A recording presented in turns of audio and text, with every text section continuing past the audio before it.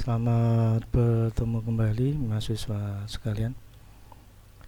Untuk pertemuan kita kali ini kita membahas tentang hardware PC ya. Kalau kemarin kita mencari permasalahan apa gejala, nah, lalu kita amati indikatornya. Ini coba hari ini kita melakukan monitoring ya. Jadi memonitor perangkat hardware pada PC kita. Tentunya ini penting sekali kalau kita sedang melakukan kegiatan ya. Lalu tahu-tahu prosesornya atau perangkat yang lain ya itu mengalami trouble, nah itu tanpa kita sadari mungkin kita akan mengalami masalah. Untuk itu kita tidaklah salah kalau sekali-sekali memantau ya hardware yang ada di komputer kita itu kondisinya bagaimana, statusnya bagaimana, suhunya misalkan suhunya berapa derajat ya. Idealnya itu antara 40-50.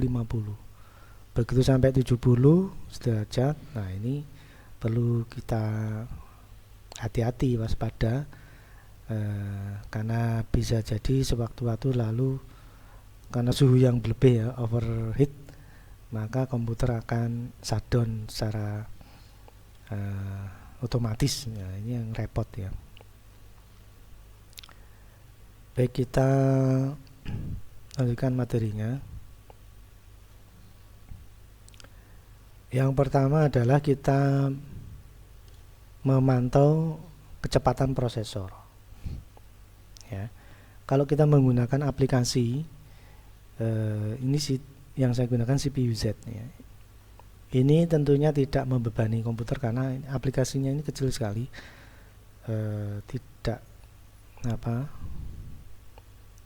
tidak besar ya, jadi tidak membebani Windows. Kami tapi cukup membantu mengetahui kondisi prosesor yang komputer yang sedang kita gunakan ya. Jadi contohnya ini kita pakai CPU Z, lalu kita pilih menu CPU atau fungsi CPU. Nah, nanti kelihatan di sini kecepatannya berapa ya. Core speednya misalkan ini 788 MHz. Lalu multiple-nya atau faktor pengalinya itu 8 ya. Berarti 798 ya. 798 itu didapat dari faktor pengali kali bus speed. Jadi di komputer itu ada istilahnya bus speed karena prosesor itu kecepatannya tergantung dari kecepatan data. Bus speed yang dia punya itu kan dari prosesor ke RAM, dari prosesor ke VGA itu untuk not bridge ya, lalu dari prosesor ke SATA, IDE ya, itu short bridge. Nah, data bus-nya berapa? Lalu di prosesor sendiri ada faktor pengali atau multiplier, sehingga bila dikalikan akan ketemu kecepatan prosesor itu bekerja. Nah, ini menjadi bentuk kita bisa mengenali ya komputer yang kita sedang pakai ya. Dengan demikian kita bisa mengetahui kecepatan komputer kita berapa MHz gitu. Nah, ini berbeda kalau misalkan kita tanya penjual misalkan, ini kecepatannya berapa misalkan.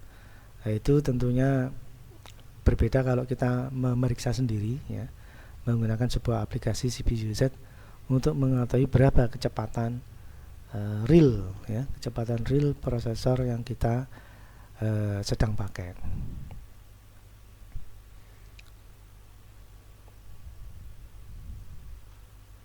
Baik, kita lanjutkan lagi materinya. Nah, ini seperti yang saya sempat singgung di awal ya. Ini saya gunakan aplikasi yang berbeda. Ini CPU ID, hardware monitor ya, HW monitor, ini hardware monitor. Nah, untuk CPU ID hardware monitor ini uniknya dia bisa menampilkan suhu. Ya, di sini ada temperatur, lalu di sini ada suhu. Value ya, di sini ada kolom value, kolom minimal dan kolom maksimal. Ya. Di sini minimalnya sekitar 50-an ya. Lalu maksimalnya juga 50 ya. Jadi ini value-nya ini masih di antara minimal dan maksimalnya. Ya. Jadi masih aman lah gitu ya. Tapi kalau misalkan maksimalnya 55 lalu di sini value-nya ternyata 70, wah itu lebih besar dari maksimalnya, maka biasanya CPU atau prosesor akan overheat. Nah, komputer akan shutdown. Nah, ini kadangkala kita tidak menyadarinya. Lalu di bawah lagi juga ada ini temperatur dari prosesornya ya. Ada core 1, ada core 0, core 1. Ini berarti ada dua core ya. Ini suhu value-nya 51 ya. Maksimalnya 53, berarti di bawah maksimalnya. Masih aman ya. Hingga prosesor masih bisa berjalan dengan baik. Nah, apabila kita mungkin sedang mengerjakan sebuah pekerjaan, kita tidak sempat melihat kondisi CPU, ini akan berisiko overheat yang tidak kita ketahui ya, Pak. Misalkan kita kerja dari malam sampai pagi misalkan, itu kan komputernya panas. Nah, saat kondisi seperti itu kita mesti tidak segan-segan untuk mengecek ya, untuk monitoring berapa sih suhu prosesor yang sedang bekerja ini. Nah, ini untuk apa? Untuk meminimalisasi kejadian-kejadian yang tidak kita harapkan. Contohnya overheat tadi itu. Overheat itu prosesor bekerja pada suhu yang melebihi batas panas maksimal dia. Nah, itu beresiko biasanya resikonya shutdown ya. Komputer tahu-tahu shutdown. Nah, itu yang tentunya tidak kita harapkan. Nah, dengan kita mengetahui seperti ini, kita bisa melakukan tindakan, misalkan kita matikan dulu sementara komputernya untuk dingin ya, mendinginkan komputer mungkin setengah jam atau 1 jam, lalu kita lanjutkan lagi ya. Toh kita juga perlu istirahat juga, jadi komputer pun juga butuh mendinginkan suhu ya. Jadi mungkin kita sedang istirahat, yang komputer dimatikan sementara, lalu setelah setengah jam 1 jam berikutnya dihidupkan lagi. Nah, itu ya. Tentunya indikatornya dari mana ya? Dari sini.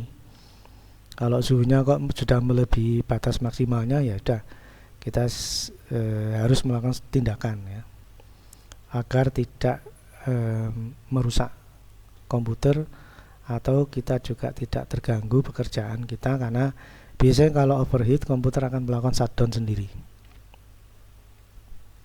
Berikutnya kita lanjutkan materinya.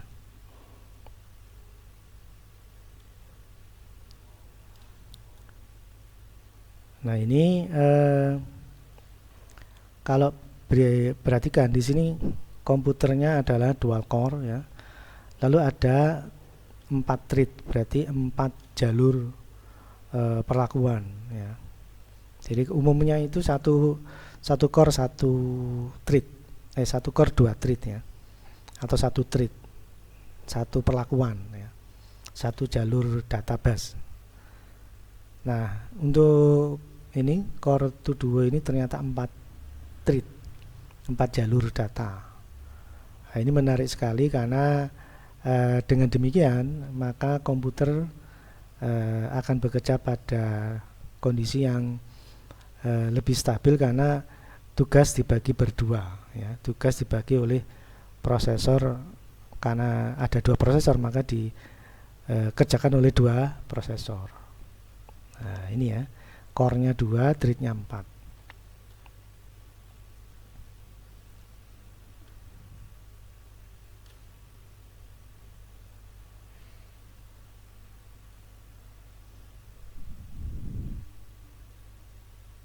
Baik, kita lanjutkan materinya. Nah ini yang tadi saya tampilkan, ada 2 core ya, lalu ada 4 thread. Jadi satu core ini ada 2 thread yang diberikan ya, sehingga kalau dual core ini dikerjakan bersamaan maka pekerjaan akan dibagi 2 prosesor ya. Cara kerjanya sebagai berikut. Untuk satu core dalam prosesor hanya akan memproses 1 instruksi saja dalam satu waktu ya. Instruksi ini bisa jadi dari saat baca IDE, dari saat baca RAM saja, dari saat baca RAM atau IDE lalu ditampilkan ke VGA saja ya. Jadi satu instruksi saja dalam satu waktu. Dan instruksi lain menunggu antrian instruksi sebelumnya selesai. Setelah instruksi sebelum selesai ya, baru dikerjakan instruksi berikutnya.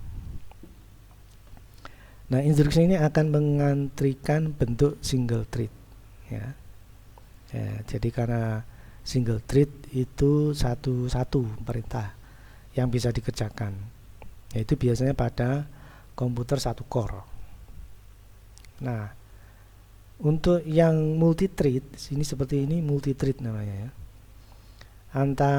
Antrian panjang ini dibagi menjadi 2, sehingga sebuah instruksi tidak harus mengantri dulu instruksi di depannya, tapi dapat langsung diproses oleh execution unit yang semula tidak ada instruksi yang dikerjakan. Jadi core pertama membaca IDE atau hard disk, core kedua menampilkan data ke VGA. Nah, jadi akhirnya kecepatan menampilkan tampilan ya, jadi begitu dibuka langsung nampil, itu lebih cepat ya, lebih cepat daripada satu core ya. Makanya komputer-komputer sekarang bahkan sampai core to 7 ya, dan sebagainya, yaitu untuk apa? Untuk mempercepat kinerja prosesor, sehingga saat baca IDE sekaligus juga baca RAM, sekaligus juga baca VGA ya, sehingga dimungkinkan untuk bekerja lebih cepat ya.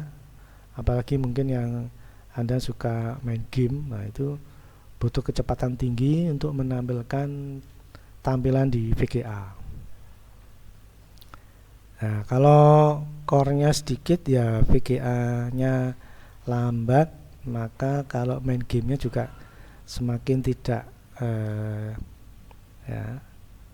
ya kalah lah gitu, kalah dengan yang lain yang core-nya lebih banyak ya, kecepatannya lebih tinggi ya, maka action dalam gamenya itu jauh lebih cepat ya. Nah, ini menjadi sebuah pemahaman yang positif ya, sehingga kalau misalkan Anda ingin memainkan game ataukah hanya cuman ketik-ketik biasa, nah itu akhirnya menjadi tahu pilihan komputer seperti apa. Baik, kita lanjutkan lagi materinya. Nah, untuk komputer mungkin gampang ya melihat prosesornya. Tapi untuk modul laptop ya, nah ini juga saya tampilkan di sini ada CPU-nya laptop dekat dengan RAM-nya laptop ya. Jadi memang posisi prosesor sama RAM itu selalu berdekatan. Dan ini kalau misalkan overheat ya, Anda bisa lepas pemanasnya heatsinknya, lalu ini dikasih pasta untuk membuang panas secara maksimal. Baik, kita lanjutkan lagi materinya. Nah, sekarang kalau prosesor sudah ya, sekarang kita masuk ke RAM. Jadi kalau tadi prosesor kita pakai CPU Z untuk mengetahui kecepatan dan jenis core dan thread-nya. Lalu untuk mengetahui suhunya kita pakai hardware monitor ya, CPU ID hardware monitor untuk mengetahui progres suhunya berapa. Oke, nah sekarang kita memonitor RAM. Untuk RAM kita cukup pakai CPU Z juga bisa. Ya, di sini akan kedetek jenis RAM-nya itu DDR3 misalnya. Lalu kecepatan RAM-nya berapa megahertz itu bisa kedetek. Ya. Dan kalau misalkan kita lihat atau kita bandingkan dengan spesifikasinya ya dari komputer yang kita sedang pakai itu, kebetulan saya pakai HP 240 generasi 2, memorinya itu DDR3, maka akan kedetek DDR3. Jadi sama antara spesifikasi dengan hasil monitoring menggunakan aplikasi CPU Z ya. Jadi kalau misalkan kita ingin tahu apakah benar ini RAM-nya DDR3, nah itu bisa menggunakan aplikasi CPU Z. Dan ini sudah saya buktikan ternyata dibandingkan dengan data spesifikasinya sama ya.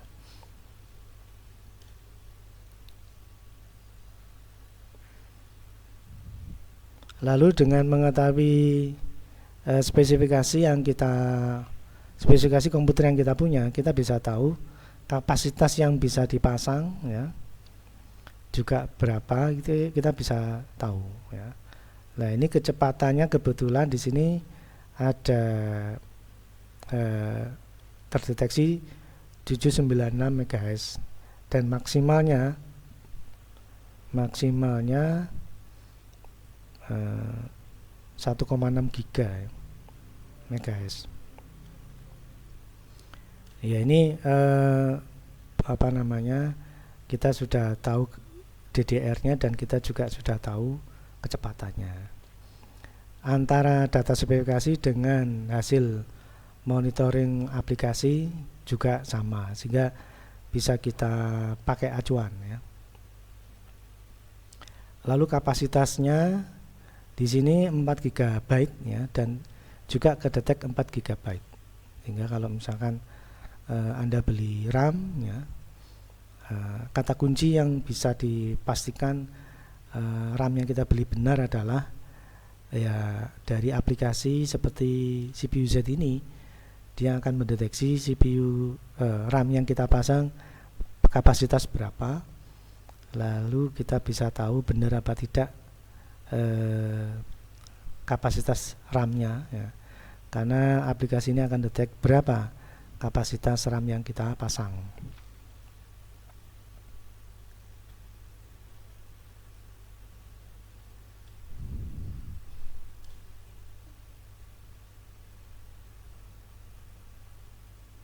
Baik, kita lanjutkan materinya. Nah, ini salah satu bentuk RAM ya, DDR3 ya.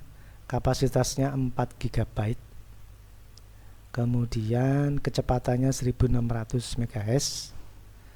Nah, biasanya ada seri-seri seperti ini, PC3, ini berarti DDR3, lalu 12800 ya. Dan ini kalau misalkan kita bagi dengan data busnya 8 bit ya, data biner, data digital itu 8 bit ya, maka 12.800 bit bila dibagi 8, maka akan ketemu 1600 MHz. Jadi di sini jelas sekali data busnya itu mempunyai kecepatan 1600 MHz. Ya. Jadi ini kecepatan data busnya. Nah, tadi sudah sempat kita pelajari faktor pengali dikalikan data bus itu akan menjadi kecepatan. Ya, jadi kecepatan prosesor. Cuman kebetulan komputer saya tadi kedetek 700-an ya. Jadi 700 kali faktor pengali 8 ya sekitar 1500-an tadi ya kecepatan prosesornya. Nah, ini kalau misalkan kecepatan prosesornya lebih cepat lagi dari sini ya. Apakah RAM-nya mensupport kecepatan prosesor ya dari sini. Nah, ini dari sini kelihatan data busnya mampu 1600 MHz. Ya, jadi prosesor akan bisa disupport oleh RAM-nya ini dengan data bus sampai 1600 MHz. Nah, kebetulan punya saya data busnya nggak sampai 1600, maka RAM ini akan mampu bertahan atau tidak cepat panas ya. Bila saya gunakan dalam waktu yang cukup lama, karena kecepatannya masih jauh di bawah kecepatan maksimal dia, yaitu hampir separuhnya ini. Nah, seperti itu ya cara untuk mengetahui ini RAM-nya support apa enggak, ini RAM-nya bisa bertahan apa enggak. Nah, bisa jadi kita pasang PCL-nya lebih rendah dari ini sehingga kecepatannya mendekati 700-an, tapi efeknya adalah RAM-nya akan panas karena RAM bekerja pada data bus di frekuensi maksimal dia. Itu yang agak riskan untuk menimbulkan RAM-nya yang cepat rusak atau cepat panas. Nah, ini menjadi catatan kita dalam merakit atau monitoring ya komputer yang kita gunakan ya. Baik, kita lanjutkan materinya. Nah, ini sekarang kita masuk ke VGA ya. Masih pakai CPU Z, di sini ada grafik ya.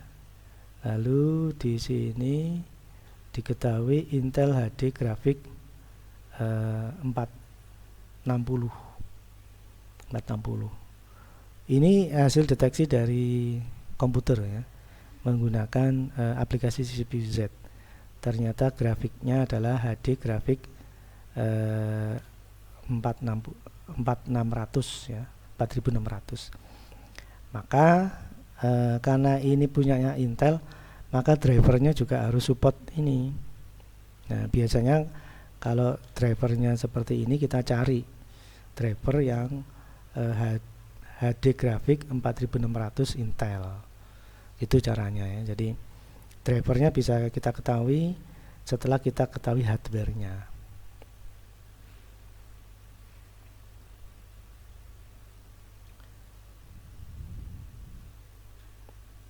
Nah, apakah ada driver yang lain? Ada ya. Coba ini saya lanjutkan. Bisa jadi drivernya itu berbeda ya. Serinya beda, mungkin 4000 misalkan. Nah, itu drivernya akan berbeda. Lalu kita masih di grafik ya. Nah, posisi VGA itu Anda perhatikan dekat sekali dengan CPU ya. Jadi CPU, RAM, VGA ini berdekatan. Sedemikian hingga seperti mainboard yang pernah saya tunjukkan minggu kemarin itu di desktop ya. Kalau laptop juga sama. Jadi prosesor, RAM sama VGA itu dalam satu chipset not bridge sehingga berdekatan.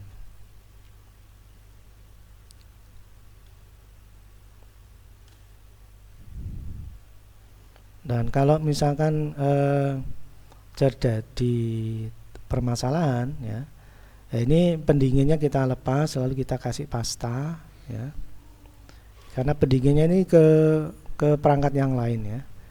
Ini ada logam yang mengarah ke yang lain-lain sehingga kita bisa bersihkan lalu kita kasih pasta. Dan karena ini Anda perhatikan ada logam ya, diarahkan mengalir lalu dibuang ke luar lewat ini ya, kipas. Nah, bisa jadi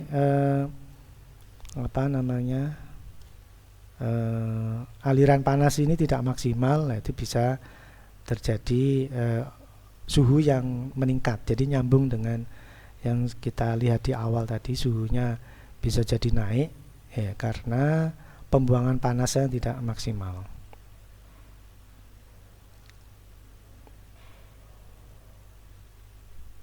Maka kita bongkar dulu laptopnya, lalu kita lepas pendinginnya, lalu kita kasih pasta ya. Biasanya dibersihkan dulu lalu kasih pasta.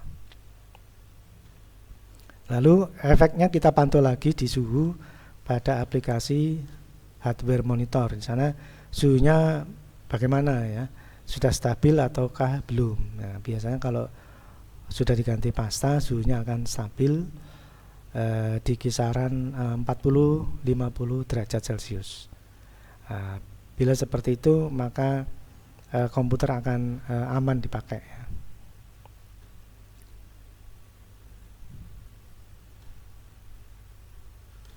Baik, kita lanjutkan materinya. Sekarang kita masuk ke hard disk ya. Hard disk ini saya pakai hardware HWM ya, hardware monitor black box 2.3. Ini aplikasi juga yang saya gunakan untuk melihat suhu ya. Di sini sistemnya mampu mendeteksi disk driver atau hard disk. Hard disknya akan kedetek ya, kemudian modelnya atau serinya bisa diketahui, kapasitasnya juga bisa diketahui ya. Ini kapasitasnya 296 ya, atau 300 GB ya. Nah, ini kita bisa tahu hard disk yang kepasang di tempat kita berapa. Nah, ini menjadi acuan kita untuk mengetahui apakah hard disk yang kita beli atau kita pasang ini sudah sesuai spek apa belum ya. Apalagi kalau Anda beli hard disk yang second, nah itu penting sekali ini ya. Kalau baru mungkin bisa sesuai biasanya, tapi kalau second bisa jadi ada perbedaan antara spek hard disk yang terpasang dengan yang kedetek ya.